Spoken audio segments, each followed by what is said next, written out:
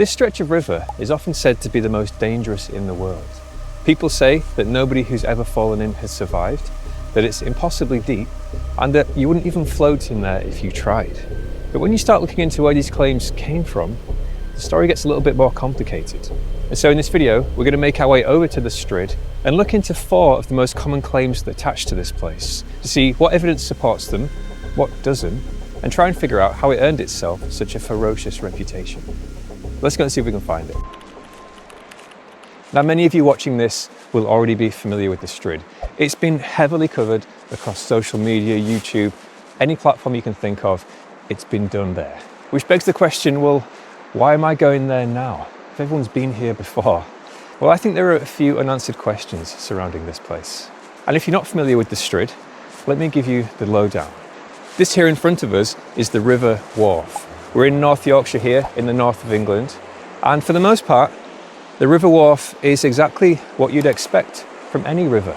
It's very wide, it's a fast flowing body of water. But when we get to the short stretch known as the Strid, things change. And it starts to look nothing like anything that we can see here. Because it gets very, very narrow. So narrow that in the past, a number of people have attempted to jump it. Some successfully, others not so much. And with this extreme change in width, it's not as if the water disappears, it's still there. But it's now forced through this incredibly deep cavern. And the result is a very unique, unassuming, and dangerous place. You can think of it as a kind of deadly washing machine that goes far further beneath the surface than anybody truly knows.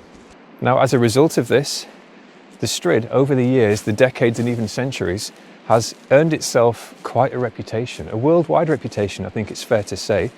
And it's become the home of many stories, legends, fatalities, unfortunately, many of which hold varying levels of accuracy. And so the 4 that we're going to look into in this video are: number 1, the legend of the Boy of Egremont. Number 2, the claim that the Strid has a 100% fatality rate. Number 3, that you couldn't even float in the Strid if you tried. And number 4, that it's 65 meters deep. And in order to find it, we actually need to head that way, away from the ruins of Bolton Priory, as beautiful as they may be. So let's make our way over there and have a look into claim number 1. Now, I've just seen something that's immediately made me slightly disappointed, because this stretch of the river is home to a pretty well-known section of stepping stones. We can see them just below the surface here, and I was really hoping to get across them. It's doubly annoying because last time I was here filming, roughly a year ago, the same thing happened, but the water levels were way higher. You couldn't even see them beneath the surface. And I can't lie, I'm slightly tempted to give it a go. I've got waterproof shoes on, but maybe that would be a little bit reckless for this early in the journey. Let's take the bridge for now, and I'll think about it.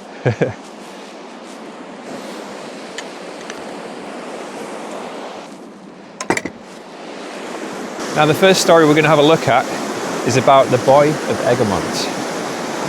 It's probably the most famous legend attached to the Strid, and one of the oldest as well. This is a legend that's said to have been popularised by the poet William Wordsworth. And the story goes that he was inspired on a trip here to the Bolton Abbey estate in 1807. And during his trip, he was told of a local legend of a boy named William de Romilly. Now, the story goes that young William one day was walking through the woodland here with his dog on the lead. I think these are going to be a no-go. I hate to say it. Oh, I'm gutted.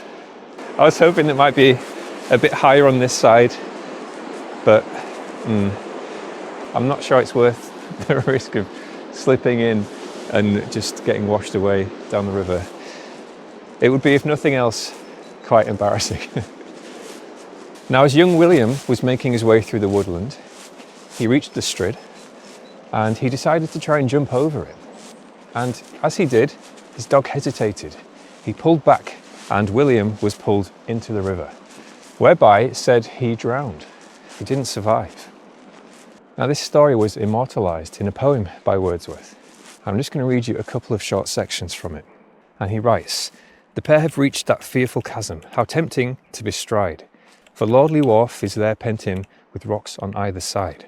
He sprang in glee, for what cared he that the river was strong and the rocks were steep, but the greyhound in the leash hung back and checked him in his leap. Now there's a fair amount of doubt surrounding certain details of this story, specifically what exactly happened to William.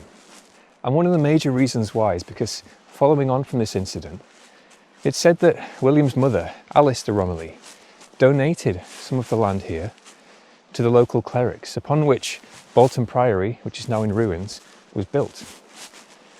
And she did this kind of in memoriam to her son. But it's understood that the land deeds used to gift the land featured an unexpected name, the name of William de Romilly. And so that's a detail that raises a lot of eyebrows for people who start looking into this. Even the landowners here who now own the Bolton Abbey estate say that something fishy may have been going on. So what actually happened there? Is it possible that the boy didn't drown? Or did he die, but for some reason his name's appeared on the legal paperwork? Or is something, maybe this legend goes way further back even than that, and the Boy of Egremont, the story of William, was actually a more modern retelling of an even older legend or a cautionary tale. Either way, it's a good story, and it's a good introduction to the dangers of the Strid for many.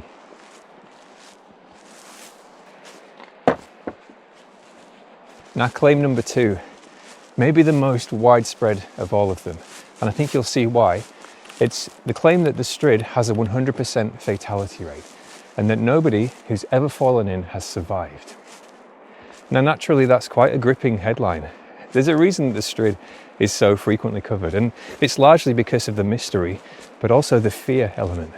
The fear of drowning is by no means irrational, and so when we hear headlines like this, nobody has ever survived, it gets our attention. But how true is that, and where does the claim stem from? Well, you would think for such a deadly stretch of water, it's been the subject of countless news articles, that there would be well-documented history of all the incidents that have happened here. But if you go looking for it, you're going to find a lot less than you might expect. It's a little bit morbid to say, but there is no definitive death count at the Strid. And I should add, that's not to say it's not dangerous and deadly, it is. But we don't know how many incidents have happened here. There are, unfortunately, legitimate and recorded fatalities from the Strid. The story that gets retold most often is typically of a honeymooning couple who, in the 1990s, are believed to have drowned in the Strid in an accident. They unfortunately lost their lives in the River Wharfe, and their bodies were found much further downstream, long after the incident took place. But at the time this happened, it sounds like they were by themselves. And so the exact details, in terms of how this occurred, slightly ambiguous. There was one eyewitness on record who said on the day he saw the man within the Strid. His face was seen in the water before he was dragged underneath and not seen again until his body was found much later on. But since we're trying to get to the bottom of these claims today, we do have to ask, well, did they fall into the Strid? Were they washed into the Strid? What exactly happened? And of course, the only people who would be able to tell us are unfortunately no longer here. It was widely reported at the time that water levels on that day were particularly dangerous. And levels here are said to be able to rise in a number of feet in mere minutes or less.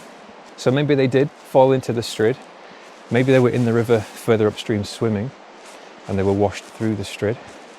Based on all the articles I've read and all the details I could find, we're kind of in best guess territory. Regardless of that, it was a very tragic event. On the flip side of this handful of documented incidents, we've got claims that inevitably pop up online when videos of the Strid go live. People saying, yeah, I swam in the Strid years ago, back in the day. Conveniently before cameras were so widespread and in our pockets all the time. There are also plenty of people who claim to have jumped over the Strid. That is true. I've seen evidence of that myself, but I don't recommend it. I'm not going to say don't do it, because on the internet that's like a red rag to a bull, telling anybody not to do something. But the dangers are clear. So we're left in a bit of a grey area. We've got quite a few claims of people who have supposedly swam through the Strid. We've got some incidents that definitely took place, but there's a significant lack of detail. If we want to be really pedantic, and yes, I am being quite pedantic, but can we confidently give the Strid this stamp of its 100% fatality rate? Not sure. It's a claim that's not worth testing. It's not worth your life. We're not too far away from the Strid now, I don't think. In the meantime, let's have a look at number 3. People say that if you ever were to fall into the Strid, it would be impossible to float. Now, this is all connected to a phenomenon known as aerated water. This taps into a rational human fear and multiplies it by 10, which I think is one of the reasons why it's so widespread, often misunderstood, and taken advantage of in terms of clicks and views. This is one of the local money trees, for anybody wondering. I've covered this in another video, but long story short, tap a coin into the log for good luck. They are a little bit controversial with some people though. Back to aerated water though. Now, aerated water is a real thing. Most commonly discussed in man-made terms in aerated tanks, which you'll frequently find in wastewater treatment plants, for example. And the simplest way to summarize it is that aerated water is bubbly water that, as a result of all the air within the water, has a reduced buoyancy level.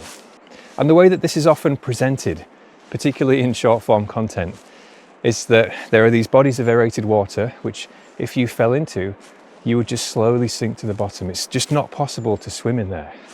And it doesn't take much imagination to try and understand why these videos spread far and wide, because that's a terrifying concept. The one thing we have that allows us to survive in water, the ability to float and swim to safety, supposedly taken away. But how true is all of this? Well, it's not quite what it might first seem. Aerated water is less buoyant, but the claim that you would simply sink in there is quite often these days rejected. There have been some test subjects in recent time, a couple of men in different locations who have jumped into tanks of aerated water and documented this process. And the result, they floated. They were okay. There's also a Mythbusters episode from a number of years ago now, where they did a series of experiments to try and understand aerated water. And they had a similar result. Reduced buoyancy, yes, but there's another consequence of all of this here, and it's the method of injecting all this air into the body of water. The result being a strong flow of water, typically from underneath. And so in some experiments, this water flow seems to almost counteract the drop in buoyancy. Does that make it safe though? Absolutely not. People have died in aerated water tanks. They are not safe. Aerated water is dangerous. It's just not quite as simple as it first seems. Now, in the case of the Strid, of course, we're talking about a natural body of water. So it's different from a man-made aeration tank, but it shares a lot of similar characteristics. Because the river is so narrow at this point, there are very strong, powerful currents. They make the water dangerous on their own, but they also push a lot of air bubbles into the water.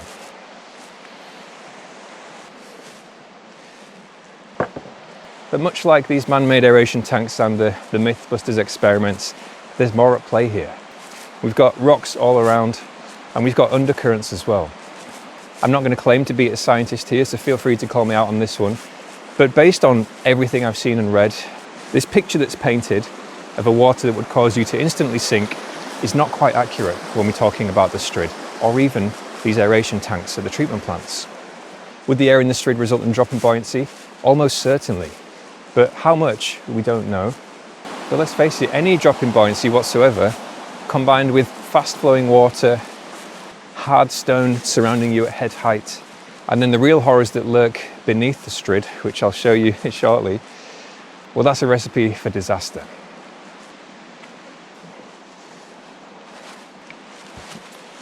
So impossible to float, instant sinking, not quite, but I guess ultimately it's more complicated than that. Okay, now before we arrive at the Strid, our fourth and final claim, maybe the most controversial, and I'll be totally upfront with you, I think talking about any of these, as somebody who's absolutely not qualified as a researcher, a scientist, whatever, quite likely to invite some flack and criticism, but hey, I'll take it. I'm interested in understanding the Strid more, and I just think there are so many questions that haven't yet been answered properly, sufficiently. So this fourth one, the claim that the Strid is 65 meters deep. Now this one originated a few years ago now by another YouTuber called Jackersnacks. His videos are really interesting. He did a few over at the Strid, measuring depth and sending a GoPro down there as well. And they're fascinating to watch.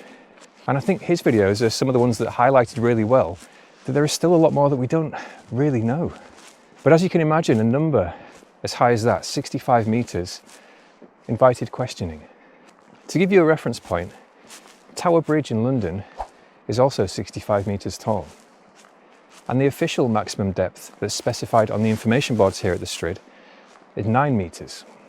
So it's a big number, and there's a big enough difference there to leave some people thinking, how is that possible? It's finally warmed up. Took a minute, it's 3 degrees today, just to give you a reference point.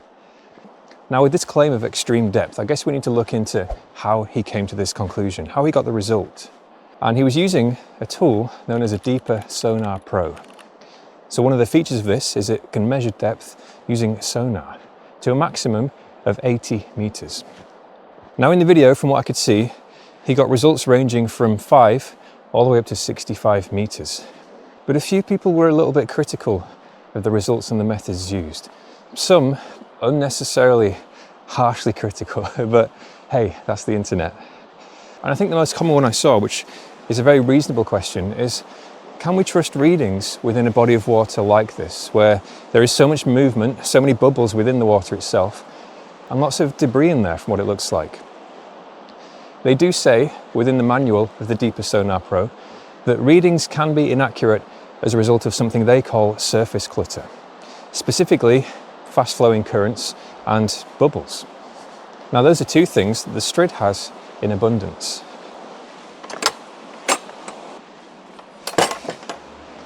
Other viewers thought that maybe the flow of the water was tilting the device to its side, meaning that it wasn't getting a vertical reading, but it was going off to the side and maybe getting a higher reading than it would have done ordinarily.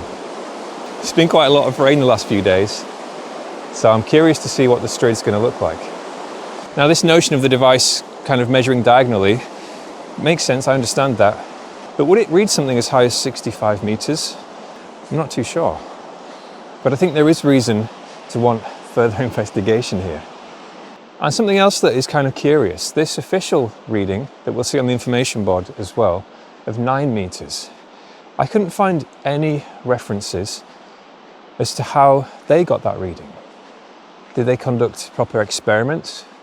Was it an estimate?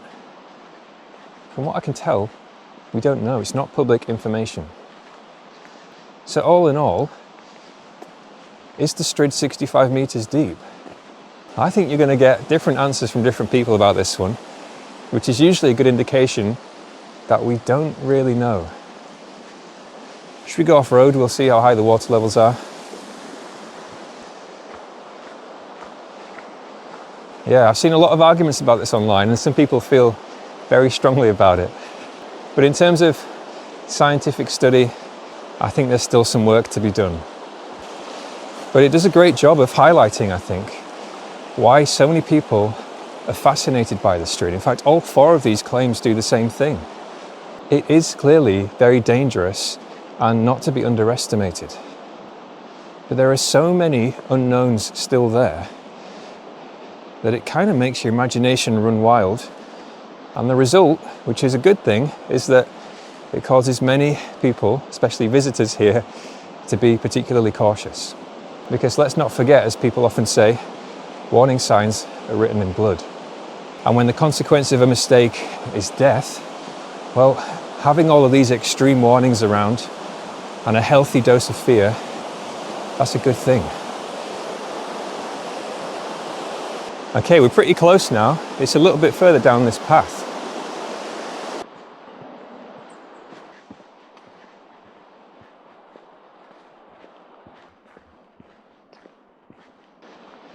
Here we go.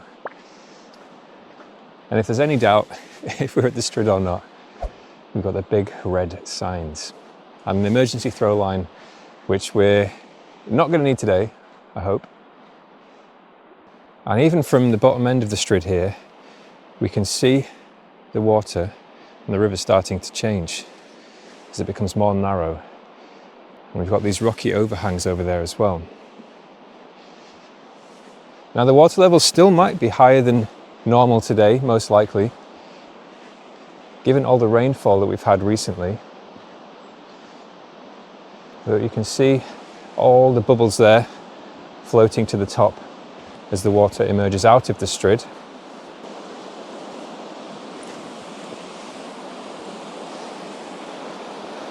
It's almost certainly higher than it often is today. We'll have a look further down too, but you can see how aggressive the water is. And I mentioned the hidden dangers earlier.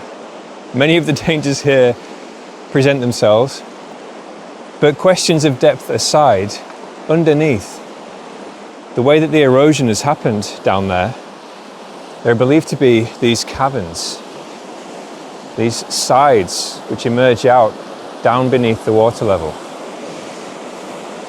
And so when it's often described as a canyon, it's not quite as simple as being a vertical stretch full of aggressive water. It's a lot worse than that. I have seen some more extreme claims about the Strid as well, that these spaces hidden under the overhangs beneath the water surface are home to bodies that have been there for centuries and have never made it out, essentially. I mean, it definitely paints a grisly picture, but I'm not too sure how true that is likely to be. Great for a story though, for a novel. And hey, I can't say definitively that I know that there aren't bodies down there. And here you can see when we talk about aerated water, it might be a bit fast flowing to really get a clear picture, but it looks like one big danger jacuzzi to me. It really puts it into perspective as well after walking along the riverside from the last few miles. How wide it was back there compared to this. Let's try and get a closer look at this top edge. I am being careful, by the way. I say this every now and then in these videos. The way it looks on camera can sometimes make it look like I'm being very careless. But it's not as bad as it looks on camera as it is in real life.